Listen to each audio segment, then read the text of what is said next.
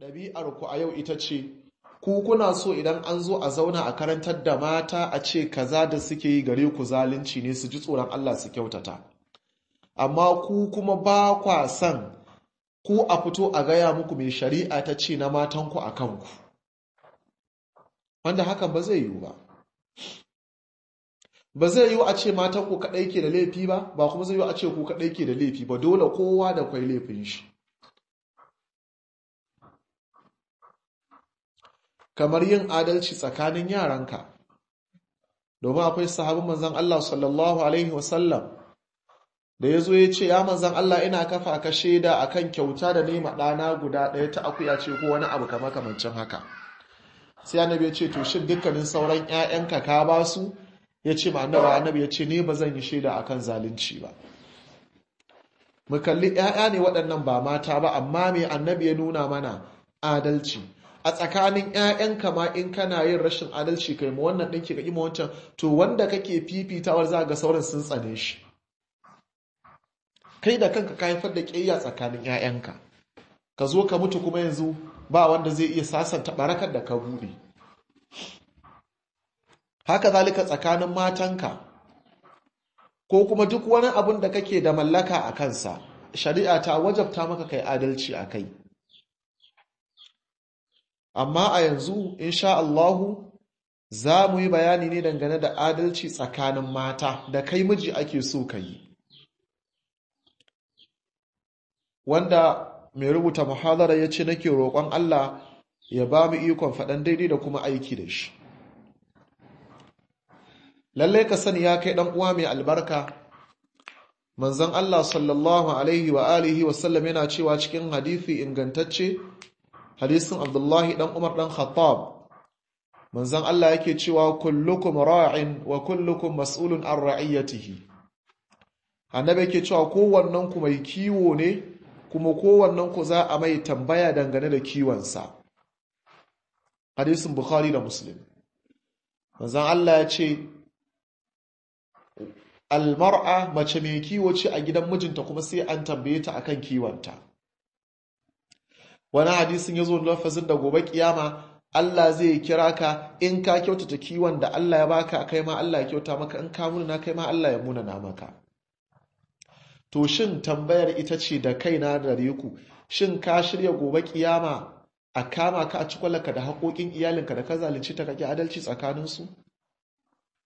Wanda a yau in ka zauna da mata, matsalolin da suke cin musu tuwo a ƙwarya kenan, khususan wacce aka ce su biyu ne wajen miji, sai wanda Allah ya marahama.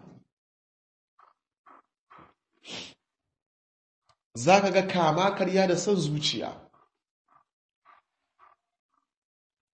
Da haka kowannenku sai an mai tambaya. Kuma kai ɗan uwa mai albarka ka sani, in ka zalunci matarka ko ba ta maka Allah isa, bakin da ya fi nata albarka ya tsine maka. Manzon Allah sallallahu alaihi wa alihi wa sallam yake cewa Allahumma man wali alaihi amra min ummati fashqa alaihim fashquq Allahumma alaihi. Yace ya Allah, dukkanin wanda ka ba kula da lamarin wasu daga cikin al'ummata ya tsananta musu, ya Allah shi ma ka tsananta mishi. Sannan annabi ya ce, ya Allah, dukkanin wanda ka ba mu kula da lamarin wasu daga cikin al'ummata ya kyautata musu ko ya sauƙaƙa musu, ya Allah shi ma ka sauƙaƙa mai. In ka zalunci mataka ko bata Allah isa, wannan addu'a ta manzon Allah tana binka. Ko da kana ganin kana cutar da ma ɗaya, kana kyautata ma ɗaya, kana ganin kana samun kuɗi, kana san da kake so, ba jin daɗi za ka yi ba, ta lala Allah ya maka kuma zai kama ka. Allah yana ma azzalimi ta lala, amma in ya damƙe sa baya kubcewa.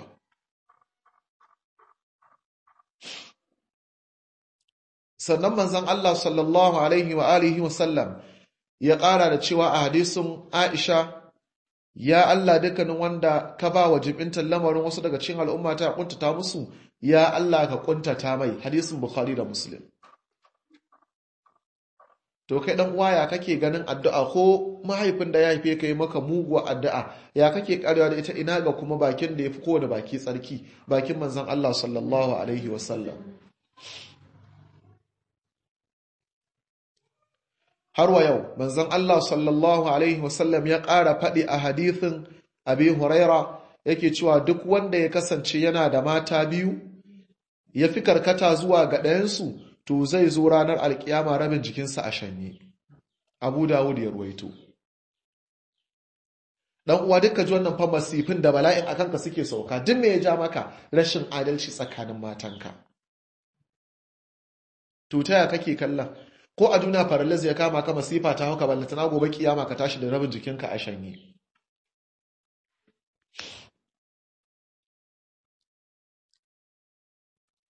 Mukallu wannan dukkanin su wa'id ne da hadisai da yawa da suke cikin waɗannan karawukan. Ana tsoratar da ni da kai.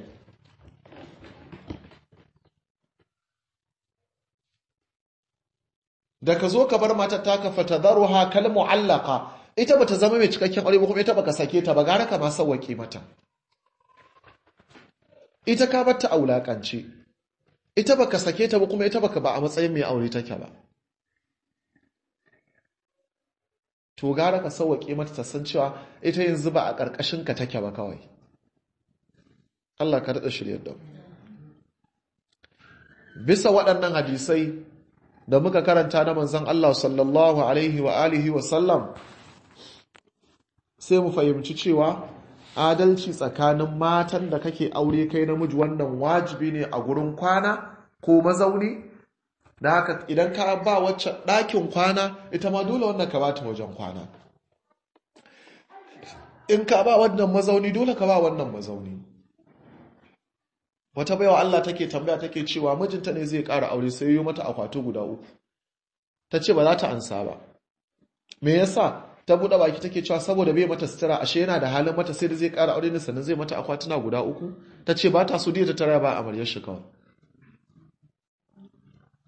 Shi da kansa inda za ka tambaye ya san bai yi adalci ba a nan.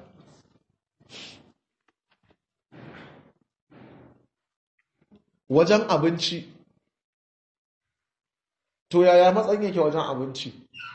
Kar ka fifita wannan akan wannan waje abinci, ka yi musu daidai wa daida.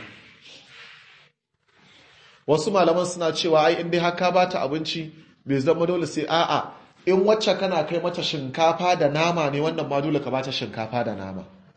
Ba za ka raba ba adalci, dole ka yi adalci kawai ka zauna lafiya. Tufafi, za ka yi ma matanka tufafi. Kada ka je wannan ka siya cotton wannan ka siya a yadi. A'a, wannan ba ka yi adalci ba dan uwa. Rabon kwana, za ka zauna da matanka a sanda ka ƙara aure, in bazawara ce za ka zauna wajenta kwana 3.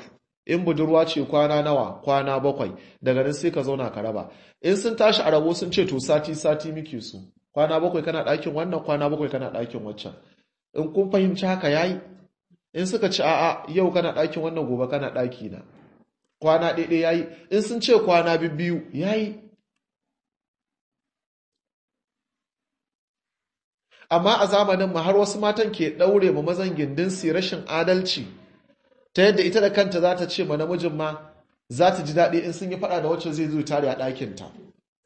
To kin amintu da cewa in ya gama kashe waccar ya tashe ta aiki ke kin tsira? Ba ki da wannan amincin.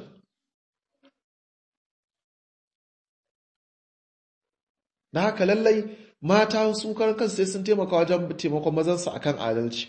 Ya gudu da ɗakin wacce ya zo ɗakin sai ki ci a'a yau ba nan kake ba. Min isa ci a'a ni ba za ka yafa min da fitina tsakana da 'yar uwata ba, ka fita. Ka je can ku yanka junanku in yanka za ku yi, amma ba za ka kwana a ɗakin nan ba. To amma ita a'a wanda take so kenan, gurinta a ce dama ita ce 'yar gaban goshi. To wata na aka yi karo ai shi zai fara fashewa tun da shi ne a gaban goshin.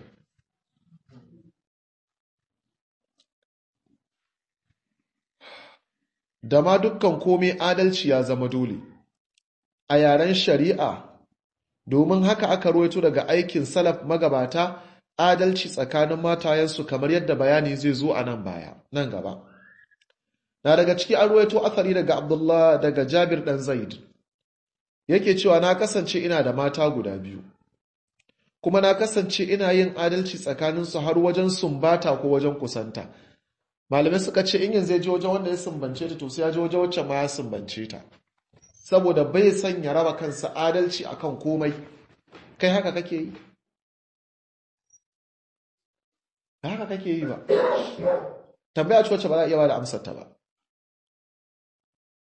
Shi yasa da maza a yau muna jin tsoron Allah mu koma mu kalli ayyukan magabata, muna karanta yadda suka mu'amalanci matayensu da za a gyara.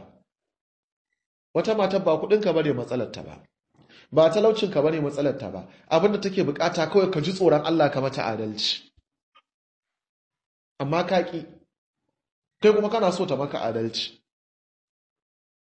Yau inda matarka za ta zo misali ta ce kayi kaza to ni ma yau a ɗakina za ka kwana, ba wani haƙƙinka da zan kula da shi a ɗakin nan yau. Goban aka wasa sai ya je gidan gaban waliyanta, yana ta kumfan baki yana bambami a kai.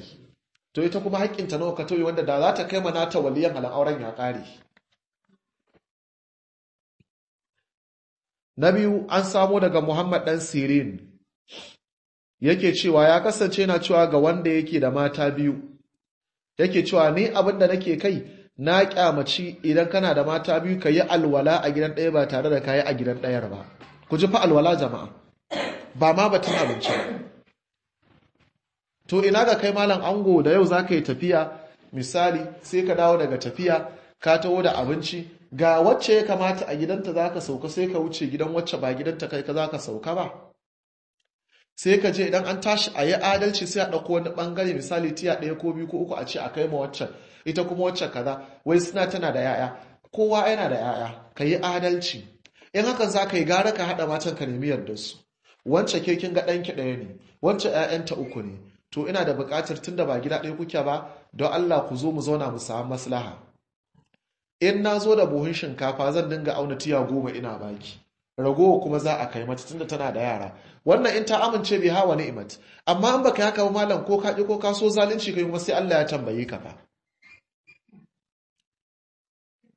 Ta wani malami a magabata a ce aljanna ko babanka ke rabanta in baka adalci tsakanin matanka ba za ka shige ta ba.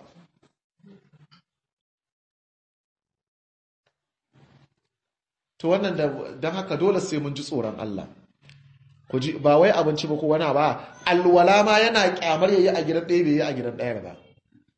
Ku duba tsantsan adalci, duk ba fa tsoron matan ya sa salaf suke wannan abubuwan ba jama'a, a'a tsoron ubangijinsu ya sa su suke yi.